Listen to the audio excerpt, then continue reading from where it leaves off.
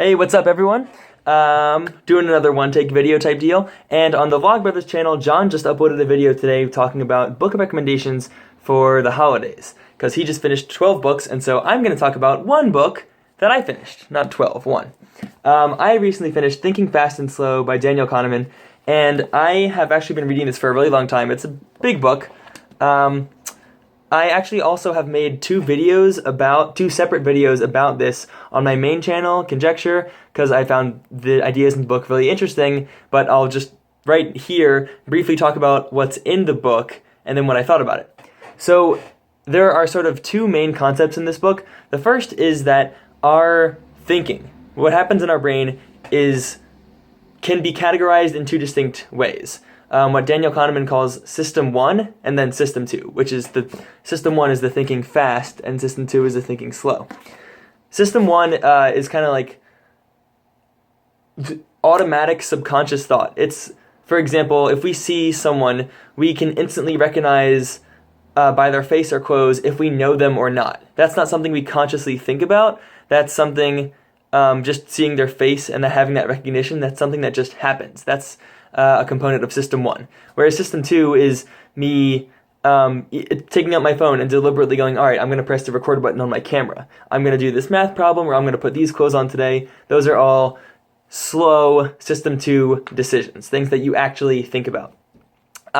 So the first part of my summary of the book is basically the distinction between System 1 and System 2, and then the second part of the book is essentially how, even though System 1 does a lot of super helpful things, like being able to distinguish faces and loads of other things really, really quickly and automatically, it can also lead us astray and cause us to make decisions that don't make sense if we're trying to optimize our time or pleasure or rewards that we can get.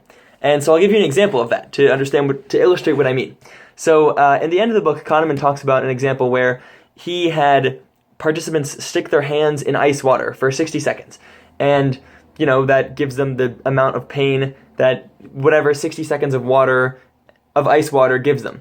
And then he has other participants stick their hands in that 60 seconds of ice cold water, and then after that 30 seconds of less cold water, but still cold water that would be kind of painful.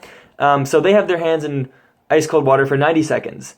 And then basically he asked both of them, they each did this, and then he asked both groups which they enjoyed more, and the group that had 90 seconds of the ice water actually, I guess, enjoyed more like disliked less. That group that had their hands in water for 90 seconds disliked it less than the group that had their hands in for 60 seconds. So that group that had 90 seconds of pain had the exact same amount of pain as the first group with the 60 seconds, but then additional pain with the 30 seconds, and yet they said they disliked it less than the other group. And even when the same individual subjects did both of these experiments, they said they preferred the 90-second one, even though if you look at this from a sort of objective standpoint, you're getting more pain in the 90-second one.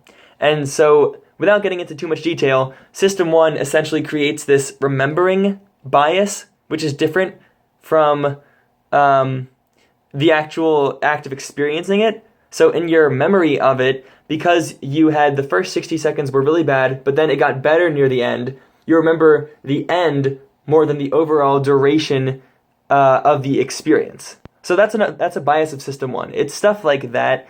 It's stuff like I've made in my other videos.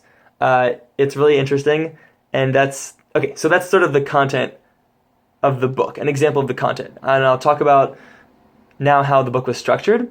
So the book, even though it does, it's all about System 1, System 2, and a lot of the biases that we experience as a result of us not understanding how System 1 works.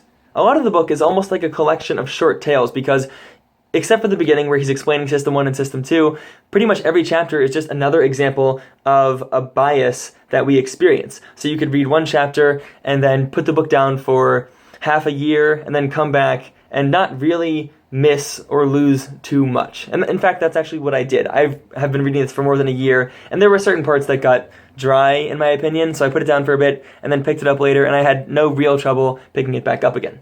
And that being said, I think some of the sections sometimes can be kind of boring, which is why I put it down for a little while. And sometimes it can be difficult to keep your interest up because the book is so segmented. There's not a grand unifying narrative other than this is what System 1 and System 2 are, and this is how they affect our biases or create them.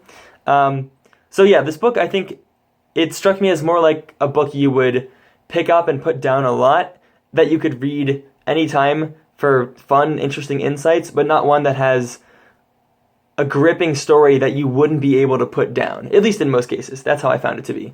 But in general, I really liked it. It's a little long. The academic writing can sometimes be a little difficult to grasp if you're not familiar with the field, and I was, because I'm studying psych and this stuff in particular, so that made it easier for me, but I could definitely see it being tougher for someone else.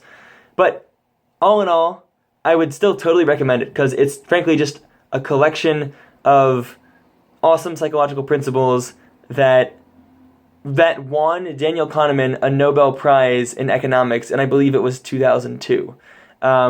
So super interesting book, and I would encourage you to try reading it, and if you get stuck at one spot, then just skip around to parts later in the book that you might find interesting, because that definitely can happen, and I couldn't blame you if it happens.